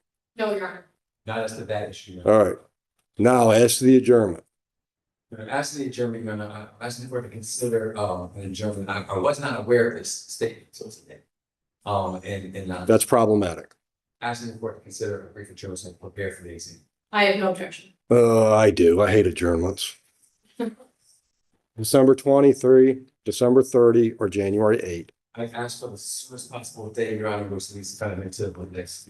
That's December 23. What time, Heather? 1 o'clock, December 23. That's fine. I'm sorry, December 23rd, Yep, which is a Monday? yep. Unless you want to be here on 25th, which my family would not appreciate it. Yeah, I'm, that's what hesitation on is, I think my family might appreciate the 23rd. But I will take Your option, 23rd or 30th. both there, figure it out. All right, so we're going to talk bond next. Yes, Your Honor. I believe the bond is 20,000 personal. Cannot return to the Houston address, no contact with Erica Buchanan, and no alcohol or drugs. Are we all on the same page with what the current conditions are? Yes, sir. Go ahead. Your Honor, we're not asking for, a change in any of those numbers or anything. What the situation is, and I apologize, Your Honor, and Mr. Talis is not at his home because of the no contact. It is my understanding, I believe there's some corroboration that is that, this is kind of a difficult situation, but there's another person, there's a break-in, in essence, or at least a destruction of property. I wouldn't say break-in, I think that That's the fine. allegation was brick was possibly broken. Okay, And that's why I was changing, or possibly a malicious destruction situation. Either way, a window was broken out at my client's home. I don't know who it was, I don't know who it was there, et cetera, et cetera. He has no contact, he has children at the home. Brick was, at least my understanding. get to the ask. I'm sorry. And I know it's a difficult situation, but my client is asking if there's any possible way that he could return home. I understand that is a huge request in a case like this, however, Let me stop you right there. Is Miss Buchanan here? she's not, I don't believe so. The only way I consider is if I could talk to her. That's the only way I'll consider. I'll make myself available. We'll try to do something on Zoom if we need to. After I'm sure she's talked to the victim's advocate and she tells me that she wants him to be able to come home, then I'll consider changing the bond. What would be the best way for me to get that hurt? Talk to Heather. Understood. Thank you. Anything else? No, Your Honor. Goodbye. Well, I'm sorry, should we have it fine for the exam on the 23rd? 1 o'clock. Thank you. All right. People are running on Stanley. I'm sorry, Stanley? Yes. All right. Appearances, please. Mohammed Abraham. Well, he is. Oh, hold on. That's Mr. Bickerts. Go, that's all right. Good. Yes. Thank you, Jennifer. Sorry about this. Appearance on Stanley. You have Mr. Stan. Should be in your Zoom room. No, he should be here. It's a live exam. Fair enough. That's absolutely true, Your Honor. He's not And there. he called me. He called me and I apologize, Your Honor, but he was the one that was literally just sending that ID to. Okay. He called, indicated he thought he was supposed to be on Zoom. I know how that part works. I indicated that it's not. Hold on. I got to cut you off. Was that 2 hours ago that somebody told him he was supposed to be here live? Because you and I had this conversation earlier today.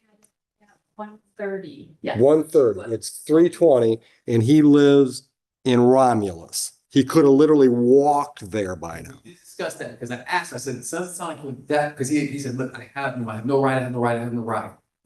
I said, sir, where are you at? I couldn't leave. Or as I may have actually been to get. It sounded like he was too far to walk, but again, I understand what the court is saying. Too far for a lazy ass to walk.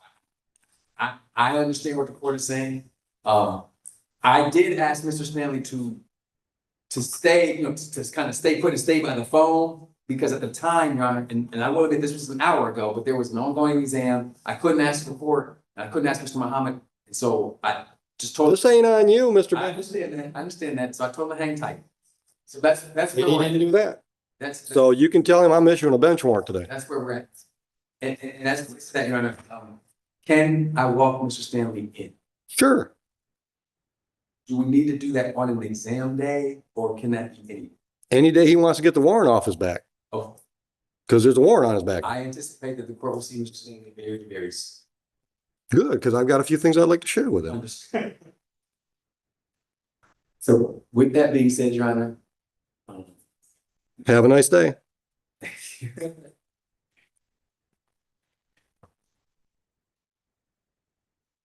You can tell him it's a 10,000 cash. Are you ready, Mr. Jones? Of course, Judge. Who's prosecuting? Is that you, Disney? Are you ready? Most popular guy in ambulance for you. Today he was. All right, gentlemen, your appearance for the People versus David Disney. Good afternoon, Your Honor. Muhammad on behalf of the people, PA 6771. I'm sure, let me wish a wonderful afternoon to you and your unparalleled staff, as well as my brother. My name is Jonathan Jones, 5960. I represent Mr. Disney, and we are ready to have a preliminary examination. Obviously, I have no objection to the OIC, hanging out, testifying, or whatever makes him comfortable on this. Okay. Maybe fall after him. Judge, is a preliminary matter of requesting mutual order of sequestration. Granted. Sir, you can have a seat.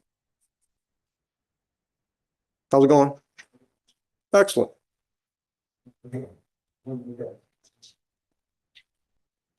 Can we get going, guys? I have a stipulation with defense counsel. Love stipulations. Go ahead. I said love stipulations. Go ahead. We stipulated it's late. To the defendant's prior conviction, specifically the 2023 delivery charge. Okay, He's right. I did tell him I would do that. thank you. Anything else? First witness is Officer Tlesno. Did you catch that, Ken? Tlesno? Yes. Thank you. Do they call him Casanova?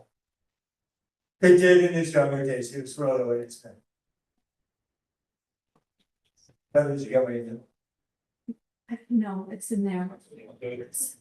Officer, come on up front. Raise your right hand as you're walking up here. Swear, affirm, tell the truth, the whole truth, nothing but the truth today. Watch your step on my ramp right here and settle yourself in that chair. After you're settled in, state your name, spell your last name for Heather, please.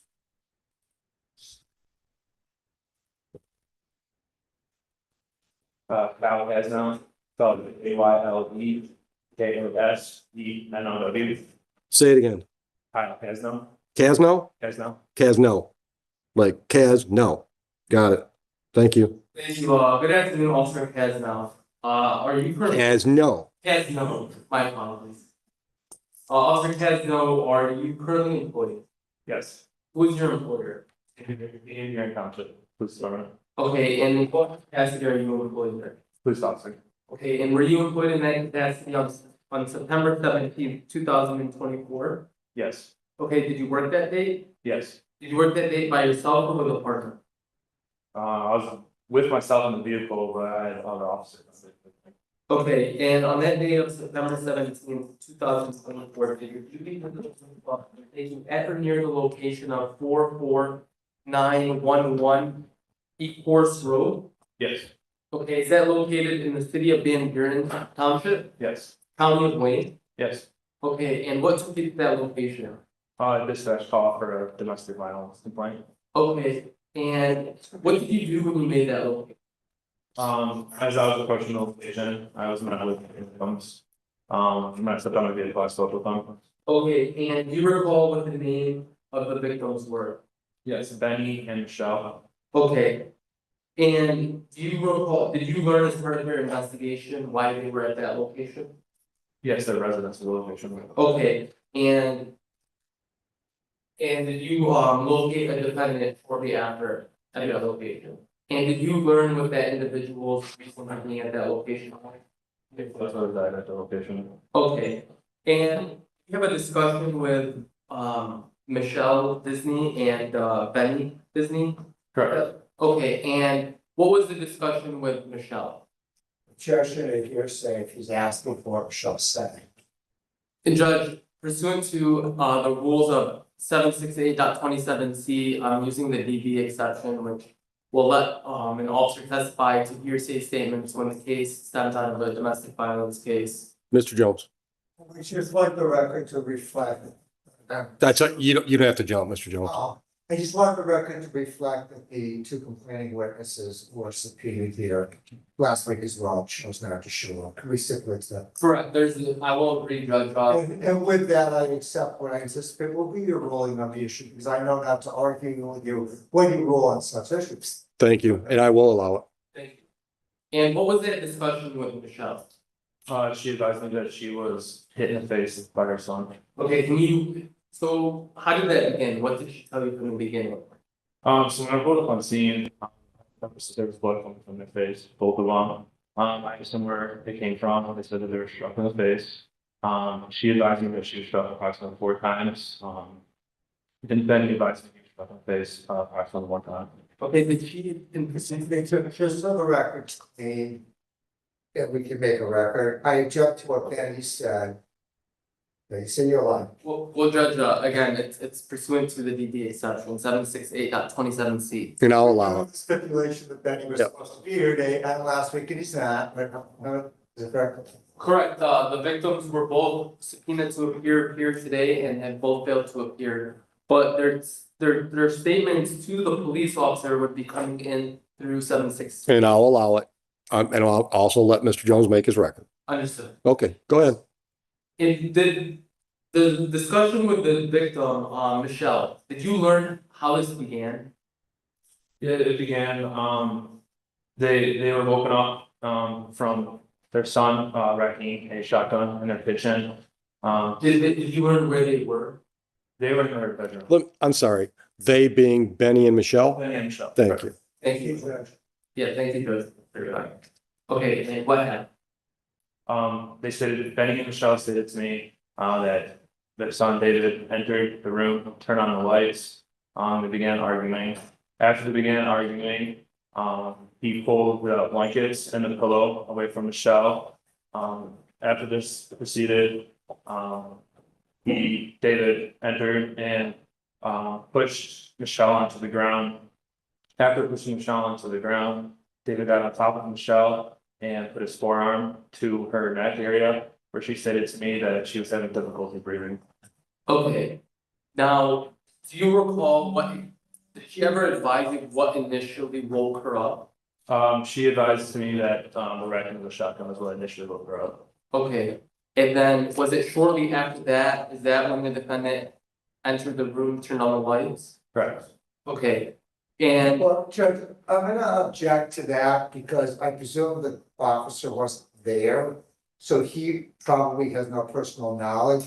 Alternatively, if he were asked, then you would continue to allow the exception to hearsay, we're in a different place, but I gotta try and keep it on the same line. Yeah, let's make sure that at this point he's testifying as to what he was told by Michelle. correct. Did Michelle tell you what woke her up? She did. What did she tell you woke her up?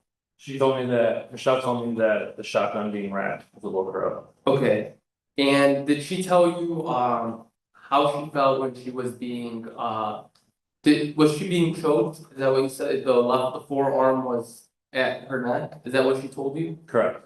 Okay, did she tell you whether or not she passed out? She just said that she did not lose consciousness. Okay, did she tell you how long it was the form was at her neck? I do not recall. Okay, did she tell you whether or not she had trouble breathing? She did mention that she had a. What did she say exactly? That she had trouble breathing. Okay, I heard that one. okay. And what else did she tell you, if anything? She mentioned, Michelle mentioned, what happened after that with Benny grabbing stick. And then Okay. he struck David in the head, approximately 7 to 8 times. Okay, and did Benny tell you why he struck the defendant? Benny mentioned that he was trying to get David off of Michelle. Okay, and did Benny or Michelle tell you of any statements that the defendant made during this interaction? Benny and Michelle mentioned that, David was stating that he's gonna hurt them, harm them, kill them. Okay. Did Benny or Michelle ever tell you how they felt during this interaction? Yes, Benny and Michelle both mentioned that they were feared for their life.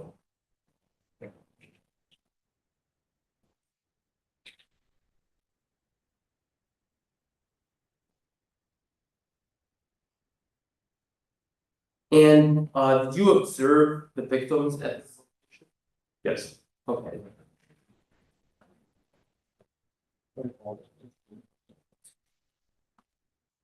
Let the record reflect, he showed me the pictures that he wants to admit into evidence. Thank you.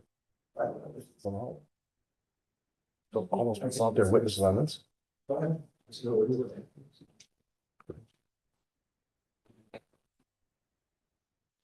Sure, make that 3 pictures. Thank you.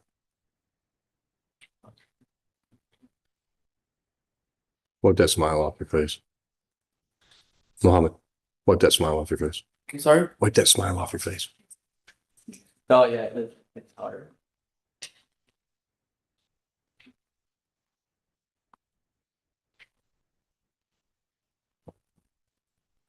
Author, I've handed you what's been marked as People's Proposed Exhibit number 1. Do you recognize it? Yes. Okay, now how do you recognize that? I recognize the, title to Benny's head. Okay, and who is, so who is that in the People's Proposed Exhibit number 1? That's Benny, Disney. Okay, and how do you recognize them? Okay, and was that how he appeared at the scene? Correct. Okay, and to the best of your recollection, does that appear to be a fair and accurate representation of the individual Benny, that the victim that you observed on the scene? Correct. Okay, does that photo appear to be altered or manipulated in any way? No. Judge, I'll move into evidence, proposed exhibit number 1. I'll stipulate to it. Thank you. Appreciate that. That goes to the other 2 as well, whichever. That's helpful. Thank you. Judge, I'd like from watching you. Judge, I'd like to publish to the court. Thank you. Okay, and you learned anything else from what the victims told you? Benny and Michelle both mentioned to me, that after Benny had struck him in the head, that Benny grabbed him up while on the ground like a bear hug. And then that's when David calmed down, and then all 3 of them proceeded outside onto the porch. That's when David became upset again. That's when Benny and Michelle mentioned that David punched Benny in the nose, the bridger's nose 1 time, and then David punched Michelle in her head 4 times, approximately 4 times. Okay. And when you made this, were you able to locate a suspect? Okay, that individual that you observed at that location, do you see him in the courtroom today? Yeah. Can you please point to that individual and point out an article of clothing? The record can reflect he's identified by client. Thank you. Okay, and what did you do when you observed the potential suspect at that location? Me and my fellow officer, Officer McGregor, called him to us, which we first asked him to lay on the ground and put his hands to the side. He did not comply to that, but he did walk over to us, and that's when we took him into custody. Okay. No further questions. Mr. Jones. Thank you. How are you? Good, sir, how are you? Just living the dream page. So I have a couple of questions for you. Sorry, Heather. Why don't you describe, let's start with this, why don't you describe for Judge Oakley what my client looked like when he encountered me? So I noticed that he had multiple injuries to his head. We observed him to be very bloody, from the top of his head to the back of his head. Okay. I sent you an email of some pictures, correct? Correct, And you had an opportunity to review them. correct. And I trust you shared them with brother counsel. I did not provide Probably an not. Bad office. But he'll testify later. Anyway, so you saw the pictures, right? Correct. And in these pictures, my client's head was stapled shut, right? Correct, He had received in excess of 8 staples to his head as a result of Benny's, whatever it is that Benny did. correct. Okay. Now, is it a fair statement that 2 wrongs don't make a right? Yes, Okay, is it also a fair statement that what you observed in the damage to my client violently exceeded what happened to either one of his parents? possibly. Possibly. Did any of them require medical attention? They both denied medical treatment. I see. Did any of them require stitching or stapling, as you know? Not to my awareness. Okay. What about my client? Did he receive medical attention? He did. And a fair statement that you were involved in him receiving it? I was on the scene for it, but I was not involved with providing the aid. Alright, well, I can do it a different way. Did you take my client into custody? Correct. Is it your understanding that while he remained in the custody of your police department, he was taken for medical treatment? Correct. Do you have any reason to believe that that was anything but absolutely and immediately necessary? No, it's necessary. Now, did you go into the home? I did. Did you see the shotgun? Correct, yes, I did. Where was it? It was in the living room. Who was holding it? Nobody was holding it, I was lying there. Where were the 3 individuals who allegedly were involved in this incident? When I arrived, all 3 were outside. Was it communicated to you that they were afraid of being shot? They being, sorry, Judge. Thank you. They being Benny and Michelle. They did not mention being shot. Oh, they were afraid of being shot? They mentioned being in fear for their life, but they did not specifically say being shot. Okay. Did you see anything in the house that would have created more fear of an immediate death besides the shotgun? Not that I observed. Okay. But Benny took the shotgun into custody to make sure no one could access it, right? Benny, from what I know, Benny did not touch the gun. Okay. Where's the gun stored? Currently? No. I don't know where the gun was. Who owns the gun? Benny mentioned that David owns the gun. Did you do any investigation to verify who owns the gun? I personally did not. My sergeant Schultz is the one who spoke with Kevin on the phone. And did you know whether or not he followed? I believe so. And do you have any idea what he might have learned? I do not. Is she outside? He does not. That's a shame. Okay. You know the word. But we'll come back to that. All right. So when you were told that Michelle was being held down, did you draw the conclusion that it was against her will? I believe so. And what did you understand was placed on her neck? His forearm. Just to be clear, his would be David? David's forearm. Thank you. And no one said that the gun was in his hands at this point in time, right? Correct. So their testimony to you, albeit not under oath, was that he racked the shotgun, assaulted Michelle, but didn't use the gun to assault Michelle. Correct. And you never saw him with the gun, did you? I did not. And if I understood you correctly, you didn't do anything to verify that David owns the gun, did you? Correct. Did the gun get run for prints? I do not believe so, I'm not sure. Do you have anything you can share with us this afternoon that would indicate that David was ever in possession of it? I do not. How big is Benny? Are you talking about height and weight wise? Yeah. I can't honestly do a detail right now, I don't want to provide the numbers, but tonight. Okay. Uh, Where's the stick that Benny said he hit my client with? I believe it's still at the residence, it was photographed and left at the scene. Do you know why it wouldn't have been taken into custody as potential evidence? I'm not sure, Where's the gun? it was taken for evidence. Was it your understanding that there was a battery done with the stick?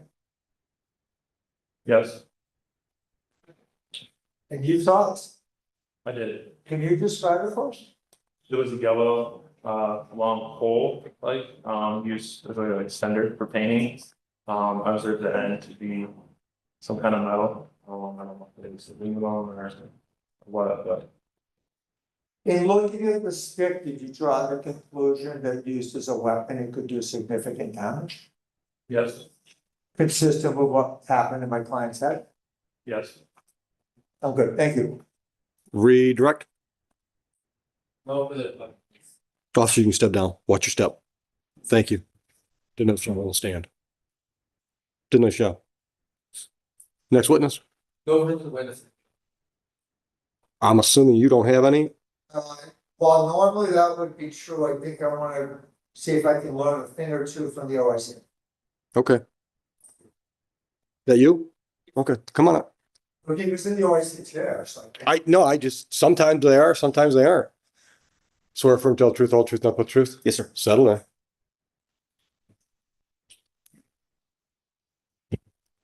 When you're ready. Will you please tell the court? Oh, I'm sorry, put your name on. John Bettendorf, Detective John Bettendorf from Van Buren Township. I didn't hear the back part. With Van Buren Township Detective, You, what capacity? a detective. Yeah, here. And what's your role in this case? Just sent the warrant back downtown. Okay. Did you do any investigation? There was none to do, no, I just sent it down.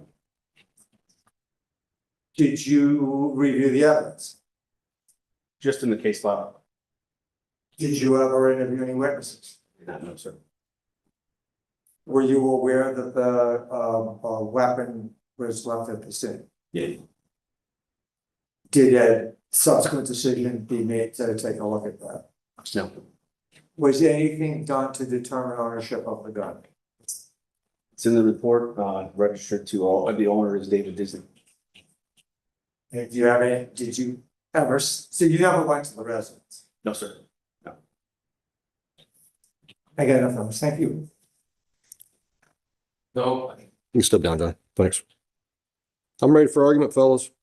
Judge, I believe that testimony reflects the question of fact. For the prior fact, I'm gonna reserve argument. Mr. Jones. Well, I think there's a question of fact, however, I don't think it would arise to resolve the attempted to create bodily harm less than murder. Which I believe is the principal charge. Counsel?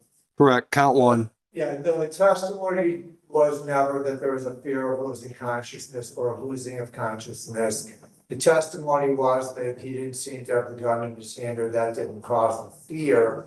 So while politely and legally, I don't think there's a question about whether or not there was fear. I don't think the facts support the initial, I think that's this is GBH. Argument. But in regards to the GBH, I believe the testimony reflects that the forearm was placed onto the victim's neck, and even though she didn't lose consciousness, I don't think she has to. So I think the testimony reflects that she had trouble breathing, which I think is sufficient enough for probable cause. Thus, I'd still move for a binding over all counts. Mr. Jones, anything else? Nothing to respond to both of us. I don't know what blacks would say about the definition of the word suffocation, but trouble breathing would fit it for me. And I think that's all that's necessary for it to get downtown. I'm going to bind over on all counts.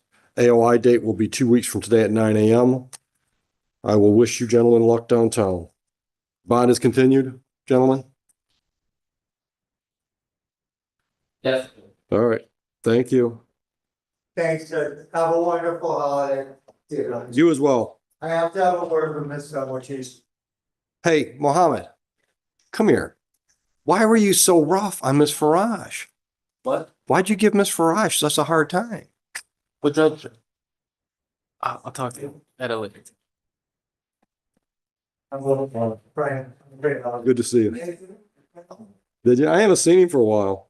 It's like, if I didn't know you, you'd be the nicest guy I know. But smooth. See how smooth he is? It's always so forced with you. Jonathan, Yes. he needs some sycophant lessons. Why? 'Cause he's not as smooth as you. He's like a real, Standard to compare somebody you love, right? it's